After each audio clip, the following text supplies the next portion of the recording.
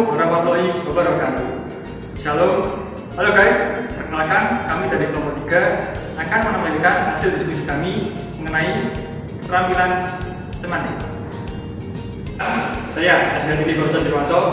Perkenalkan, nama saya Nasma Maulida. Perkenalkan, saya Diva Sinuteni. Perkenalkan, saya Era Wanis. Perkenalkan, saya Aulia Izamuji Asanti. Di sini saya akan menjelaskan mengenai pengertian semantik menurut para ahli. Yang pertama adalah menurut Tarigan. Menurutnya, semantik adalah telaah makna yang menelaah mengenai lambang-lambang atau tanda-tanda mengenai sebuah makna, makna satu dengan makna yang lainnya, serta pengaruhnya terhadap manusia dan masyarakat. Yang kedua adalah semantik menurut Krida Laksana. Menurutnya, semantik adalah bagian dari struktur bahasa yang membahas mengenai makna suatu ungkapan atau kata atau cabang sebuah ilmu bahasa yang mengkaji antara lambang dan referennya. Sebagai contoh, kursi bereferen dengan benda berkaki 4 yang digunakan untuk duduk. Jadi, dapat dari sebuah kesimpulan bahwa semantik adalah sebuah ilmu yang mengkaji mengenai makna sebuah bahasa. Lalu, apa itu keterampilan semantik? Keterampilan semantik atau semantic skill adalah kemampuan untuk mempergunakan kata-kata dengan tepat dan penuh pengertian. Atau secara singkatnya yaitu keterampilan menguasai kosakata, pilihan kata, maupun diksi. Keterampilan semantik meliputi yang pertama adalah ketepatan ragam bahasa. Ragam bahasa yang kita gunakan saat berbicara dengan orang itu harus disesuaikan dengan topik yang dibicarakan serta kepada siapa kita berbicara. Ragam bahasa ada 3. Yang pertama, berdasarkan media, ada ragam bahasa tulis dan ragam bahasa lisan. Yang kedua, berdasarkan cara pandang penutur, ada ragam bahasa dialek, terpelajar, ragam resmi, dan ragam tidak resmi. Yang ketiga adalah berdasarkan topik. Ada ragam bahasa ilmiah, ragam bahasa agama, ragam bahasa ekonomi, dan lain sebagainya. Keterampilan semantik yang kedua meliputi kebakuan kata. Kata-kata baku tidak dipengaruhi oleh bahasa asing maupun bahasa daerah, serta tidak memiliki makna yang ganda atau rancu.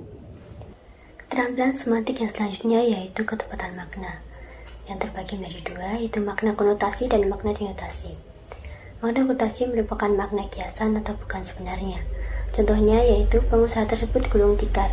Gulung tikar yang dimaksud adalah bangkrut. Yang kedua yaitu makna denotasi yang merupakan makna sebenarnya. Contohnya yaitu Rio sedang menggulung tikar. Menggulung tikar di sini adalah melakukan suatu kegiatan. Yang terakhir yaitu variasi gaya bahasa. Yang pertama, variasi dari segi pemakaian. Bahasa digunakan sesuai dengan keperluan atau bidang tertentu. Contohnya bahasa sastra yang lebih menekankan bahasa dari segi estetis. Kemudian variasi dari segi keformalan. Menurut Martin Jones dalam Kaya dan Agustina 1995 halaman 92, variasi berdasarkan tingkat keformalan dibagi menjadi 5, yaitu gaya beku, gaya resmi, gaya usaha, gaya santai, dan gaya akrab. Bahasa yang digunakan dalam variasi ini itu sesuai dengan tujuan digunakannya bahasa tersebut dan sasaran dari lawan bicara. Terakhir, variasi dari segi sarana. Bahasa dengan menggunakan sarana atau alat bantu.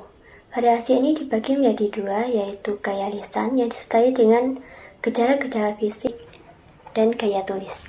Selanjutnya ada jenis-jenis semantik. Yang pertama ada semantik leksikal. Semantik leksikal adalah jenis semantik yang objek penelitiannya adalah leksikon dari suatu bahasa, misalnya bahasa Indonesia. Makna leksikal ini merupakan makna yang tidak berubah atau makna asli atau makna yang sesungguhnya. Contohnya kata ibu. Kata ibu mengandung makna yaitu orang yang melahirkan. Next, yang kedua ada semantik gramatikal. Semantik gramatikal adalah jenis semantik yang objek penelitiannya adalah makna-makna gramatikal sesuai tataran morfologi. Makna gramatikal ini merupakan makna yang mengalami proses perubahan sesuai tata bahasa.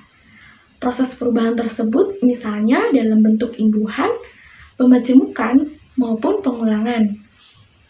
Contohnya yaitu kata keibuan. Kata keibuan mengandung makna yaitu orang yang bersifat seperti seorang ibu. Nah, kata keibuan ini mengalami proses secara gramatikal dalam bentuk imbuhan yaitu ke-an. Lalu contoh yang kedua ada ibu-ibu.